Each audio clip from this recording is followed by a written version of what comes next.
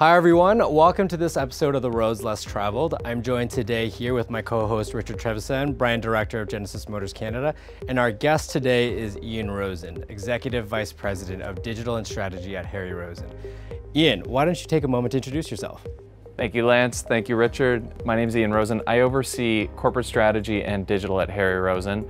And Harry is my grandfather. He started our business 67 years ago in a small 500 square foot shop in Toronto. Today, I oversee our digital business, which is digitizing each step of the customer journey, along with our online business. And I oversee corporate strategy for the company. Great. Why don't you tell us a little bit about what's new at Harry Rosen? What's coming down the pipeline? What are we excited about? Our business has gone through a profound change over the last few years, and we've been focused on speaking to a younger, more modern customer, and we're doing that with a relaunch of our brand into the market with a campaign monikered Set the Tone. And we think that captures the essence of what we do best, which is no matter what your day is in front of you, we help men set the tone personally, professionally. It doesn't matter if they're wearing a great blue suit like yourself or a professional looking sweater. We want them to go out and feel confident in what they're doing. Another thing that we're up to is we're undergoing a rapid digital transformation. And what that means is we're giving customers new ways to engage with and interact with our brand digitally. We've for years had a great in-store experience, and we're just on a mission to bring that level of service, that level of personalization to the online world. And now talking a little bit about your personal journey, in your experience, how have you embodied the concept of taking the road less traveled? Harry Rosen is a family business. There's a prescribed path that starts to happen once you're in the third generation of when you join the business, you'll become a merchant, then maybe you'll run a few stores, and that's what was really proposed to me when I was considering joining the business. And I said, well, where do we want to go as a business? And really the first, second, and third answer was we want to digitize. So I said, well, why don't I learn all these great things, learn more about our heritage and involve myself in them, but why don't I take charge of what this digital transformation is going to mean for Harry Rosen?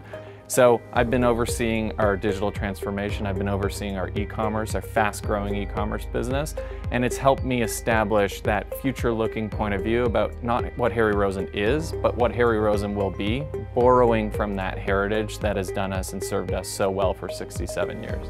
And I think that was really where I charted my path on that road less traveled. Obviously, there's been a lot of change, and our business culture is evolving and pivoting to market changes. So in a time where social distancing has become so much a part of our culture, my question for both of you is, how can we foster and cultivate long-term relationships with clients in this current climate?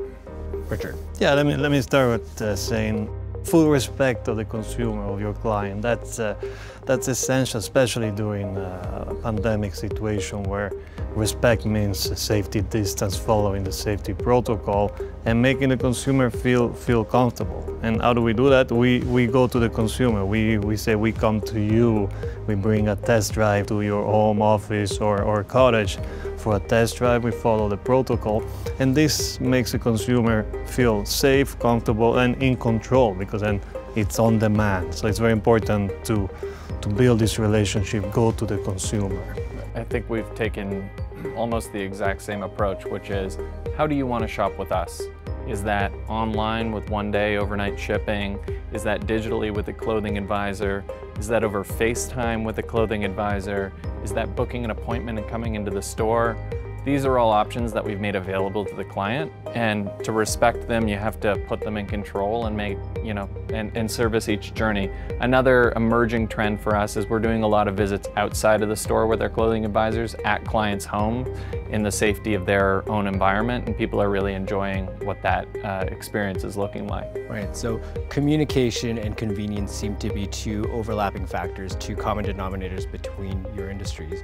And so for the layperson, the automotive sector and the luxury retail sector may seem like very different communities and industries, but there is a lot of overlap.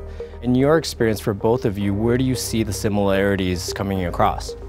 Very different businesses, but customers are customers. So my opinion is to be progressive. Progressive, not just following trends, but understanding the trends, understanding what consumers are looking. Like we said before, if the consumer wants safety and comfort, you have to provide that to your clients. So I think, correct me if I'm wrong, that could be a commonality that we have. And I think picking up on that, a big trend that we're seeing is a trend towards customization.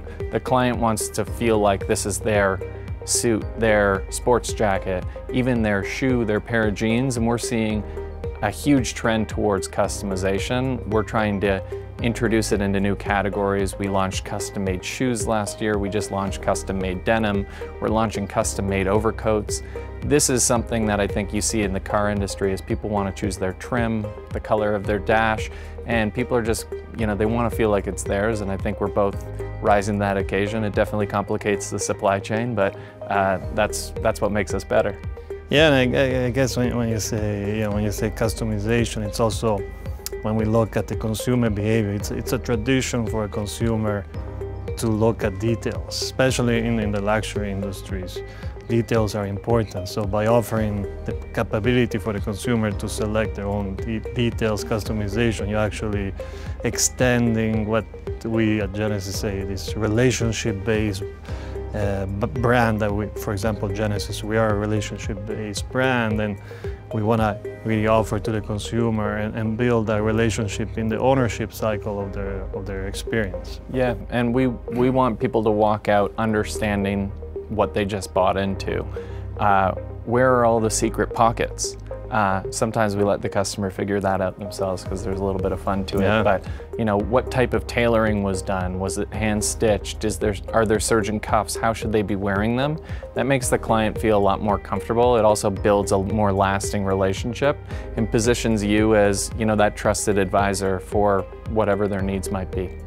Well, as we wrap up, what would you say is your advice to other entrepreneurs, other businesses, other leaders about developing a digital strategy and embracing digital innovation? 2 pieces of advice. The first is don't start unless you have full executive buy-in to the idea of what it means and what you'll need to invest to transform your company to be, physical to digital or omni-channel, whatever your North Star might be. If the executives aren't bought in, you're really not going to gain that much traction.